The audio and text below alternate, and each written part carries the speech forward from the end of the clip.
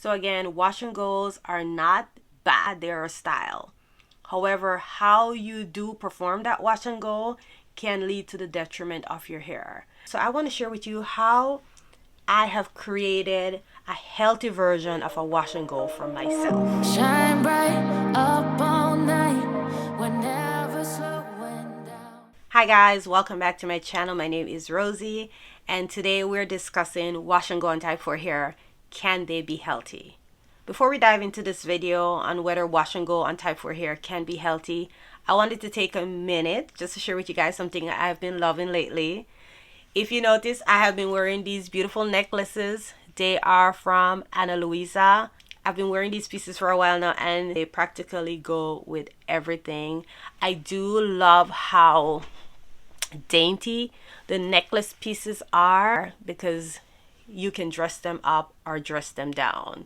So I'm really enjoying these pieces that I picked up. So what I really do love about Ana Luisa is that they focus on sustainability, they use recycled material, and they use eco-friendly packaging. So after you get the jewelry pieces out, you can recycle these pieces. So I really do love that about them. These jewelry pieces from Ana Luisa are long-lasting, hyperallergenic, and water-resistant. They're pretty affordable, and they have so many different pieces on their website that there is something you can find on there that can elevate your look. They also have free and fast shipping within the US, and they have a 2-year warranty. The necklace I am wearing today are the mama necklace, which you know I am a mama, so of course I did pick this up, and I've been looking for a mama necklace now for a while. And the other necklace is with the initial A, and that's my initial for Amelia, and they fit perfectly, and I absolutely love how they stack and how they look. These are 14 karat over brass, but as I mentioned, they're water resistant and they're hyperallergenic. I will have a link in the description box, so if you're interested in shopping any of these pieces, it will be linked in the description box below. All right, let's get into it. Whether or not wash and go on type 4 hair can be healthy. If you've been following me for a while, you know I have been a wash and go girly, and they said experience are the best teachers. This video is going to be based on my experience with wash and go, what we did wrong or what we can do better, or for future wash and goes to have a better outcome. And as I mentioned, this is from my experience. As we know, a lot of us that did this wash and go lifestyle, these weekly wash and goes, experience severe damage. And I will put lots of clips and pictures in this video so you guys can have an idea of what my experience was like. A lot of us experienced severe damage where we had mid-shaft splits, tree branch splits. Our hair just got brittle and dry, and there was nothing we can do about it to replenish that hair. There's no treatment that could help. The only thing that we could do was to cut the hair completely off. So I want to make it very clear. If you're somebody who wants to retain the most amount of length in a year, wash and go might not be the best option. And I'm specifically talking to somebody with type 4 hair. Wash and goes is not going to be the best option if you're somebody who wants to retain length. And I mean wash and go on a weekly basis. If you're somebody who is trying to retain the most length, wash and go is not the best style option if your goal is to retain length. So let's kind of go over some of the issues or some of the things that cause severe damage to my type 4 hair. As I mentioned in this video, I am going to base the video on my experience. So if you have a different experience, please share it down below so that somebody who reads that comment can benefit from your experience. I don't know how many points I have, but the first thing I'm going to talk about is shampoos. So harsh shampoos was one of the culprits. So it is important for everyone to know their hair and find the best shampoo that can fit their routine. So the harsh shampoos that we were using was stripping our hair of the natural oils. And I will put on the screen the shampoos that we were using or that I was using. So those shampoos were too harsh to be used on my hair weekly.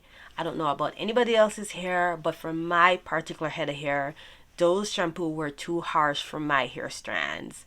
So that was the number one culprit, the harsh shampoo that stripped my hair completely of all the natural oils that leads to dryness and breakage. Another thing that was an issue was the gels we were using. So we were using these harsh shampoos, we weren't deep conditioning, and we were not using a leave-in. So after shampooing and using just a regular rinse-out conditioner, we were applying gels to our hair. These were not just any regular gels, they were botanical gels. However, gels are not moisturizers. I don't care what gel it is, gels can be drying to the hair, and they were definitely drying to my hair. At first, with the routine, it felt great, but over time, without realizing it, they were drying my hair out. So the second thing was applying gels to the hair without having a barrier. So that was the second culprit, was adding 3-4 gels to our hair, sometimes gels and a mousse without a leave-in conditioner. The culprit was the hooded dryer or excessive heat. Either one, whatever you want to call it. In my case, I was using the hooded dryer every week on my hair to set my wash and go. Some of us were sitting for an hour or more under those hooded dryers, and then we were still going in with a handheld dryer because the hooded dryer could not completely dry the hair that was completely saturated with so much gel.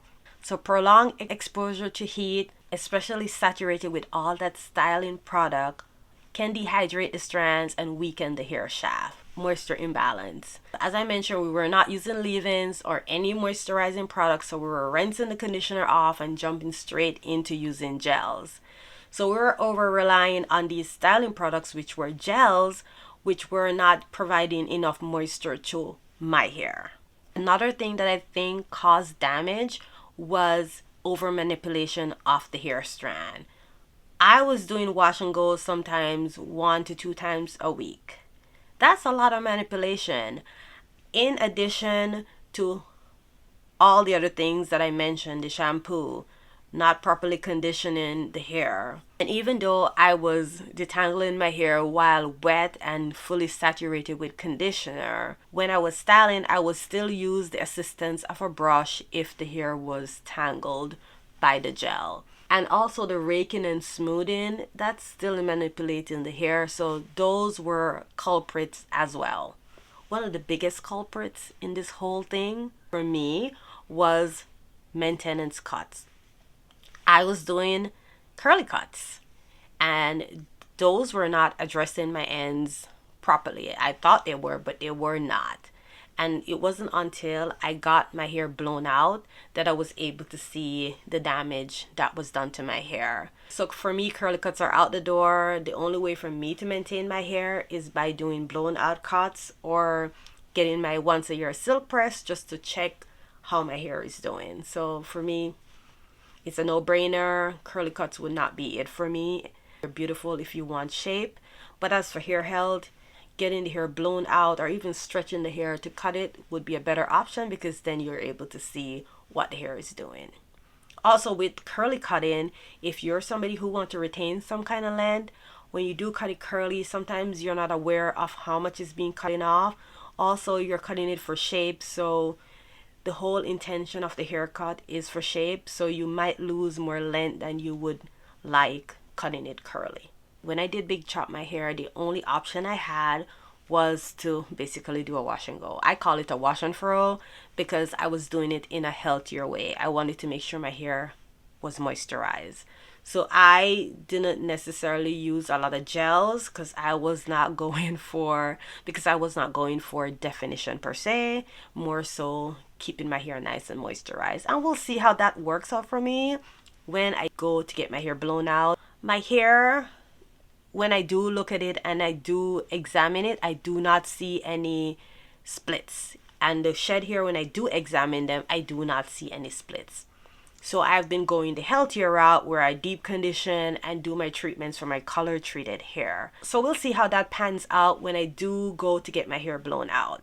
let me kind of give you an idea what I have changed to make wash and goes healthier for my type 4 hair, because I do believe they can be healthy if you do them once in a while, not as a weekly wash and go if you're somebody who wants to retain length like myself. In order to keep my hair healthy in the 5 months that I've had to wear a wash and go, let me kind of give you some ideas what I did. So one of the things that I did was avoid harsh shampoos. I found a shampoo that worked for my hair, that did not strip my hair but cleaned my hair. The Briogeo shampoo had worked out really well for me. You know, recently I have been trying the K18 shampoos, and those are also amazing as well.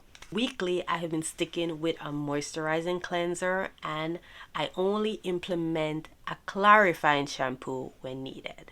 So I pay attention to my hair, and when needed, I implement a clarifying shampoo. You can't just use moisturizing shampoo, you need to implement a clarifying shampoo, because if you're using products on your hair, if you're using moisturizing products, over time they'll cause buildup. So you do have to try to clean your hair strands from time to time. But it's important, if you're going to attempt to do a wash and go, that you need to make sure your hair is hydrated and moisturized so that your hair can fare well under those gels. And of course, use a leave-in conditioner. Another thing that I'll be doing for styling, I'll be opting for gels or stylers that include moisturizing ingredients. For example, I would be looking for products that have like aloe vera, flaxseed gel, and glycerin in these ingredients, based on the time of year, of course, to apply to my hair during the styling process. And of course, I'll be layering a leave-in under any gel that I choose to use on my hair. Another thing I'll be doing is, in the detangling process, I'm going to try to keep it at a minimal, but it's also very important when you're detangling your hair that you need to make sure your hair is thoroughly detangled. Leaving shed hair in your hair after wash day is not going to be helpful to your routine. It's just going to cause a whole bunch of mess. So one thing I will be doing is making sure I thoroughly detangle my hair, but I'm not going to be excessive with my detangling. Like after I put the gel in, making sure I comb through my hair again. That's going to be a no-no. I'm going to make sure I thoroughly detangle and maybe twist my hair up, and then take each section down and style as needed instead of having to brush through again. For drying, when I do my wash and goes, they're mostly going to be in warmer months if I do incorporate wash and goes in my routine. So I'm going to opt for air drying. And if I decide I want to sit under a hooded dryer, I'm only going to do it for a maximum of 15 to 30 minutes, 15 minutes top. And if I need to hit any areas before bed, I will use a diffuser to dry my hair. But that's what I'm opting for when I do a wash and go in the summer months. I'm opting for air drying because it's healthier, and if I do need to, I will sit under the hooded dryer for like 15 minutes. At nights, I will still be protecting my hair. I do use a satin pillowcase. I do use sometimes a satin head tie or silk, and I sometimes use a bonnet. I use different forms of protecting my hair. Sometimes I use a buff. So I just use different things to protect my hair at night, and I will still continue to incorporate that in my routine whenever I decide to do a wash and go. For maintaining my ends, I will stick to cutting my hair in a blown out state or stretched. My stylist knows how to do both, so we will decide together what will work best for my hair. So as I said, guys, this video is from my experience, my personal experience with wearing wash and goes. When I did big chop my hair, I had to do wash and goes for quite some time, like 5 months, before I was able to twist my hair up. So I had to incorporate my healthy wash and go routine on my hair up until this point where I can do some twists in my hair. And everything that I mentioned in this video is what I have done. I have so far not seen any splits in my hair. My hair still feels really good, but only time will tell. As I said, when your hair is curly, it's difficult to see exactly what's going on. I do have a upcoming appointment where I just want to see the health of my hair, and it's also my yearly appointment. It's in April around my anniversary. You know, we have to keep the tradition here. So I will go in to get my hair straightened, a nice little pixie silk press. So I'll share with you guys that experience, how my hair is doing after incorporating wash and goes for 5 months, and you know, moving over to twists, which I'm now able to do. Again, guys, remember, if you're interested in trying out any of these pieces or any pieces from Ana Luisa, I will have them linked in the description box.